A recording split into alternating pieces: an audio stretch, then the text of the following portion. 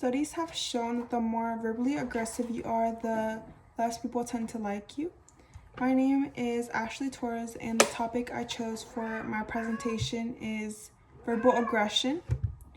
The title of the research article that I found and picked is Verbal Aggression and Liking in Interpersonal Relationships. This article is about a study that was conducted to see the correlation between verbal aggression and liking. According to the textbook, verbal aggression involves attacking the self-concepts of another party using insults, character attacks, harsh teasing, and profanity. This article relates to and expands on the topic of verbal abuse in Chapter 11 in our textbook.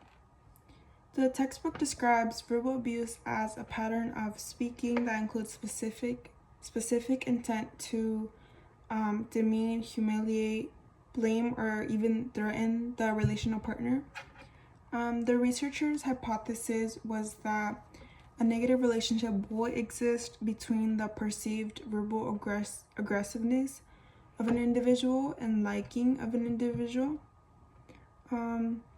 Their findings concluded that there is, in fact, a negative correlation between those two, between the perceived verbal aggressiveness of a person and the liking of a person. It was also found that by monitoring the use of oneself's own verbal aggressiveness towards others, it created more positive reports of that person, and it caused others to favor them more since they're monitoring their own words towards other people. I chose my friend as an example of this just because she tends to be harsh with her words and pretty verbal aggressive sometimes, even if she doesn't know it. Through this article, I found that interpersonal relationships are negatively impacted by verbal aggressiveness, which is associated with dislikeness.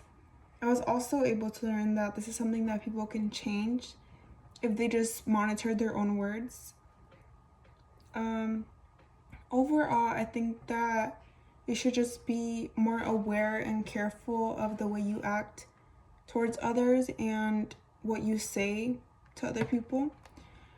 Just because you don't know how it can impact them or if it can come off as verbally aggressive, even if you don't think it does.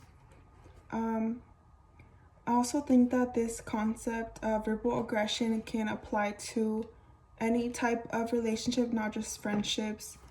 It can apply to romantic relationships or pretty much any relationship.